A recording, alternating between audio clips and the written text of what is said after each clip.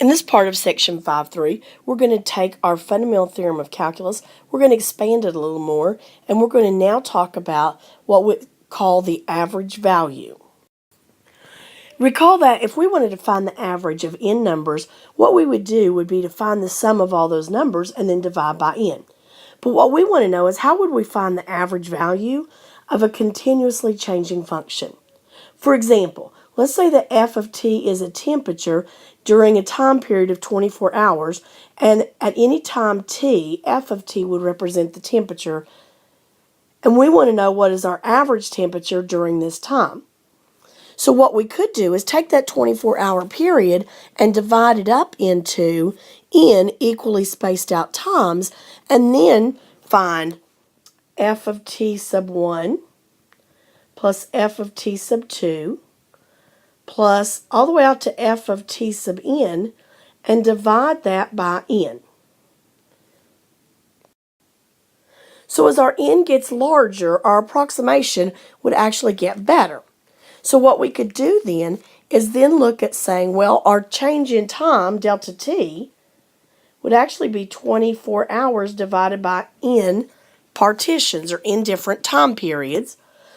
And then we could rewrite that to be that n would be equal to 24 over delta t. Now, taking our idea of finding an average by adding up all those different temperatures, we could rewrite that as f of t sub 1 plus f of t sub 2 plus out to f of t sub n, all divided by, and now we're going to replace n with this 24 over delta t. But if I do that, the delta t dividing by 24 over delta t is the same thing as multiplying by delta t over 24. So that could be rewritten as this: f of t sub 1 times delta t plus f of t sub 2 times delta t, all the way out to f of t sub n times delta t divided by 24. Well, that's really the same thing as 1 over 24 times all of that function value.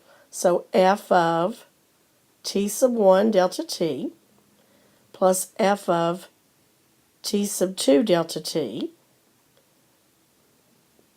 f of t sub n delta t. But that could be written in summation notation or in sigma notation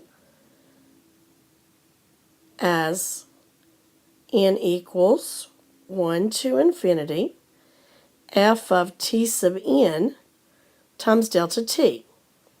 Now that looks like, the second part, looks like our Riemann sums that we talked about earlier. As a matter of fact, we could then rewrite that as 1 over 24 and then the integral of f of t dt, and we want to integrate from 0 to 24 because that would be our time period.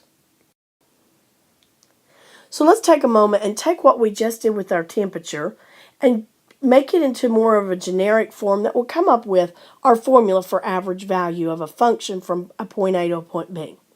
Remember that the 1 over 24 from the front came from the fact that we were finding the temperature from t equals 0 to t equals 24. So if we think of that as being an A and a B, a beginning and ending point, then we've divided this up into 1 over b minus a sections when we're finding our average.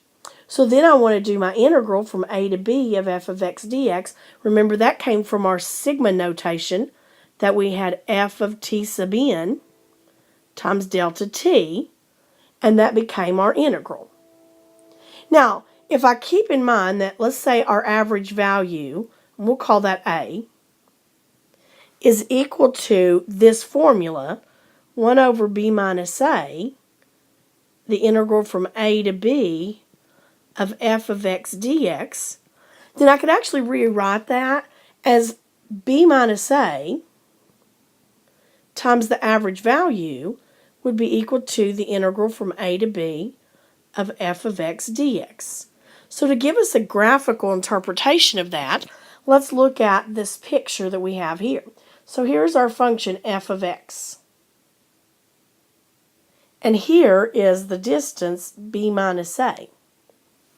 Well, we already know that the integral from a to b of f of x dx would be finding this area for us. So if I take b minus a, which in this case would be the length of a rectangle, and multiply it by my average value, which is going to be this capital A here, what I'm trying to do is I'm finding the value of y so that the area that I have shaded in here would now fit inside of this rectangle of length b minus a and height of a. So a is the height of this rectangle so that all of your area would fit underneath that curve. So imagine placing, or underneath that height.